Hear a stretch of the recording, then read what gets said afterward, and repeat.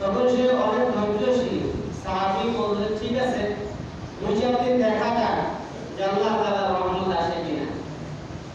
প্রতিদিনের মতো সে ভোরবেলা আল্লাহ তাআলার পুরা হুকুম আদায় করে তাসবিহ, তাহলিল, জিকির, আজকার, নামাজ আদায় করে সে ঘর থেকে বাইরে হয়ে যায় রিজিকের জন্য। আবার সে ঈশা নামাজের পরে ঘরের মধ্যে ফেলে।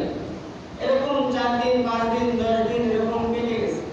তখন একদিন নাফর বান্দা স্ত্রী রাতের বেলায় বলতেছে, তোমার সঙ্গে তো আমার ঘর সংসার চলবে না, কারণ তোমার ঘরের মধ্যে আল্লাহ তাআলার কোনো রহমতই নাই, বরকতই নাই।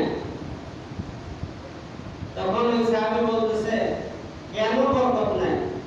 তোমার ঘরের মধ্যে উহা শব্দ, ব্যথার শব্দ, বিমারি মুক্ত কোনো রোগই নাই।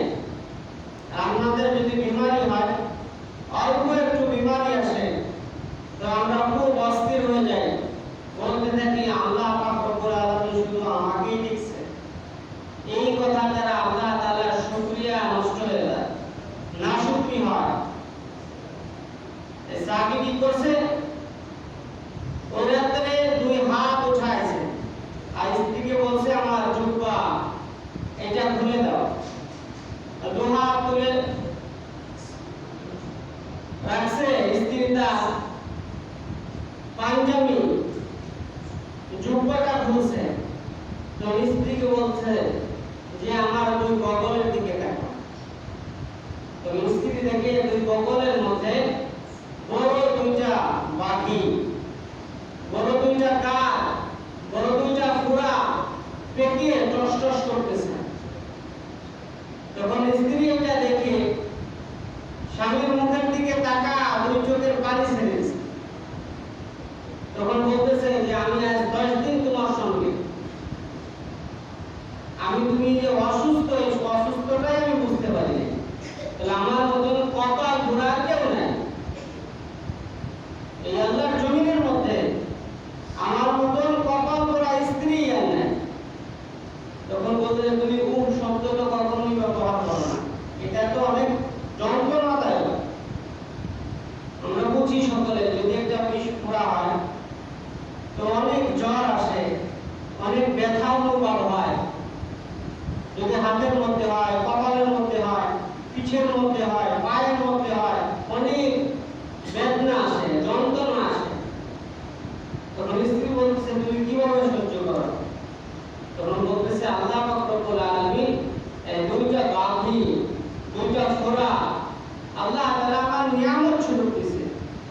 আমি যদি শব্দ ব্যবহার করি, আর আল্লাহ পাক রব্বুল আলামিন যদি শব্দ করার কারণে যদি আল্লাহ আমার উপর নারাজ হয়ে যায়, এই জন্য আমি শব্দ ব্যবহার করি না।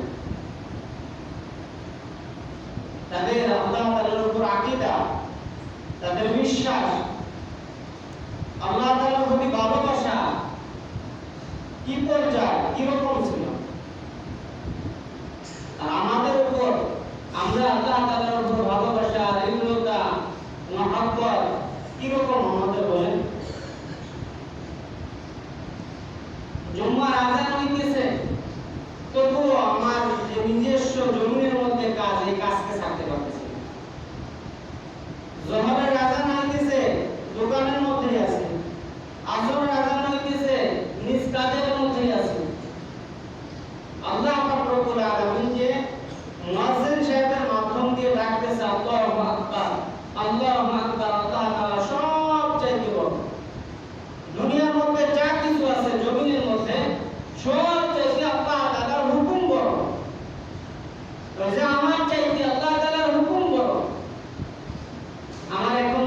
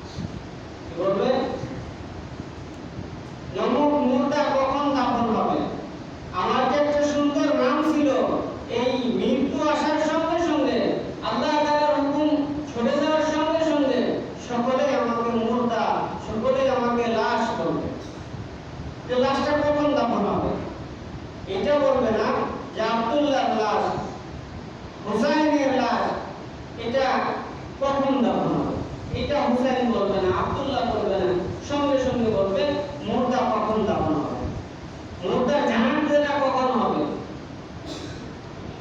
আমার ভিতরে যে শক্তি, আল্লাহ তাআলার দেওয়া শক্তি, এই শক্তি যদি বাইর হয়ে যায় তোমার নামটাও সঙ্গে সঙ্গে পাল্টে যায়, আমার ইজ্জত এটাও থাকবে না।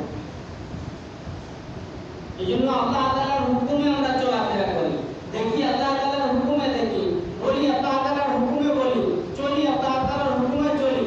কিন্তু আজকে এই শক্তিকে জবান দিয়ে বলাকে আল্লাহ তাআলার হুকুম ছাড়া বলতেছি, আল্লাহ শক্তি আল্লাহ তাআলার হুকুম ছাড়া কাটাইতেছি, বল আছে একজনকে ওদের উপর চড়াও হয়েছে, কিন্তু আমার কোনো কিছুর দাম নাই। মসজিদের মধ্যে ইট লাগাইছে, ইটটা কিয়ামত পর্যন্ত দাম আছে। একটা ছাগল মারা যাইতেছে, জমিন করার পর এই সুন্দর মাখলুক তার গোশ খাইতেছে, কিন্তু আমি মারা গেলে কি হবে বলেন? গাছ মারা যাইতেছে, লাকড়ি হিসাবে ব্যবহার করতেছে, গরুর চামড়া চুলে জুতা বানাইতেছে, অনেক কিছুর মধ্যে ব্যবহার হইতেছে, আমাকে কোন জায়গায় ব্যবহার করবে বলেন? আল্লাহ পাক রব্বুল আলামিন আমাদেরকে এত দুর্বল করে বানাইছে। আমার দাম আছে, মাটির মধ্যে যদি রাখা হয় তবু আমার দাম আছে যদি আল্লাহ তাআলার সঙ্গে সম্পর্ক রাখে। হুজুর সাল্লাল্লাহু আলাইহি ওয়াসাল্লামের সুন্নাত মোতাবেক যদি আমার জীবনটা করে, তাহলে জমিনের উপর এবং মাটিতে যে আমাকে রাখা হবে, মাটির তলেও আল্লাহ পাক রব্বুল আলামিন আমাকে ইজ্জতের মধ্যে রাখবেন। কিয়ামতের ময়দানে আল্লাহ তাআলা উঠাবেন কেন? আল্লাহ তাআলা আমাকে ইজ্জত সহকারে উঠাবেন যদি আল্লাহ তাআলার হুকুম আর নবীর সুন্নাত অনুযায়ী আমার জীবনটা গঠন না হয়, তাহলে দুনিয়াতে আল্লাহ তাআলা ইজ্জত করবেন। যেই স্তরে মাটির স্তরে আমাকে রাখবেন, ওই মাটির স্তরের মধ্যে আল্লাহ তাআলা আমাকে বেইজ্জত করবেন। কাল কিয়ামতের ময়দানে আল্লাহ তাআলা উঠাবেন, আল্লাহ তাআলা কিয়ামতের ময়দানেও আমাকে বেইজ্জত করবেন। কারণ আল্লাহ তাআলার দেওয়া জান, আল্লাহ তাআলার দেওয়া মাল, আল্লাহ তাআলার দেওয়া সময়, আল্লাহ তাআলার দেওয়া দৃষ্টি, আল্লাহ তাআলার দেওয়া জবান দিয়ে সমস্ত কিছু দিয়ে আল্লাহ তাআলার নাফরমানি করতেছে। জন্য আল্লাহ পাক রব্বুল আলামিন আমাদেরকে মর্যাদা দিয়েছে, দাম দিয়েছে। আল্লাহ তাআলা বলছেন যে মানুষ দুই পাও মানুষ, চার পাও জানোয়ারের চাইতেও দাম। আল্লাহ তাআলা শব্দটা ব্যবহার করছেন, শুয়োরের সঙ্গে আমাদের আল্লাহ তাআলা एग्जांपल দিয়েছেন। এর চাইতেও মানুষ খারাপ কেন?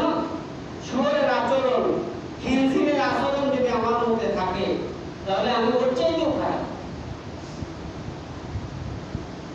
আল্লাহ তাআলা আশরাফুল মাখলুকাতের মধ্যে আল্লাহ তাআলা শ্রেষ্ঠ করে পাঠাইছেন আমাদেরকে। কিন্তু আমরা কি শ্রেষ্ঠ আছি বলে আমাদের ব্যবহার, চলাফেরা, উঠা বসা, লেনদেন, কাজ কারবার, পাড়া প্রতিবেশী ভাইদের সাথে যেভাবে উঠা বসা দরকার ছিল, কথা বলবার দরকার ছিল, ওইভাবে করতেছি না। একজন উপকার করার দরকার ছিল, উপকার করতেছি না। বিপদে পড়ছে, এটা বিপদ থেকে তার উদ্ধার করার, বেড়ে বুদ্ধি, টাকা পয়সা দিয়ে উদ্ধার করার দরকার ছিল, করি না।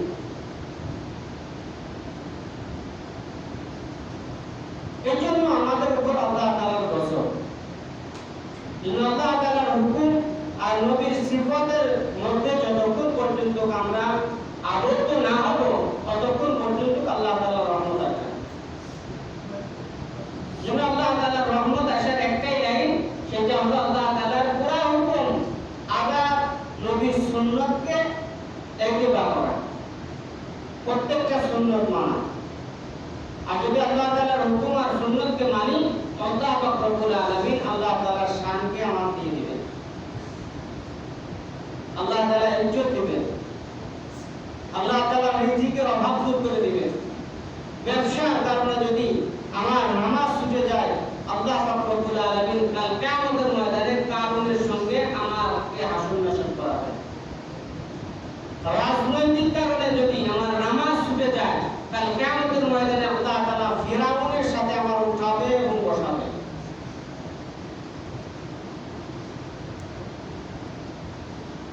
আল্লাহ পাক রব্বুল আলামিন বলছিলেন না। এজন্য আমা রূপা সাহেবা এদের সাথে যেন আমাদের হাসর নাসর না হয়। কার সাথে হবে বলেন? মুহাম্মদুর রাসূলুল্লাহ সাল্লাল্লাহু আলাইহি ওয়াসাল্লাম। কখন হবে? যখন আল্লাহর হুকুম আর নবীর সুন্নাতের ইত্তেবা হবে। আল্লাহ পাক রব্বুল আলামিন আমাদের সকলকে আল্লাহ তাআলার হুকুম এবং নবীর সুন্নাতের ইত্তেবা করার তৌফিক আল্লাহ তাআলা দান করুন। যে কথা বলছি শুনছি আল্লাহ তাআলা বন্ধুওয়ালা শুননেওয়ালা উভয়কে আমল করার তৌফিক আল্লাহ তাআলা দান করুন। যারা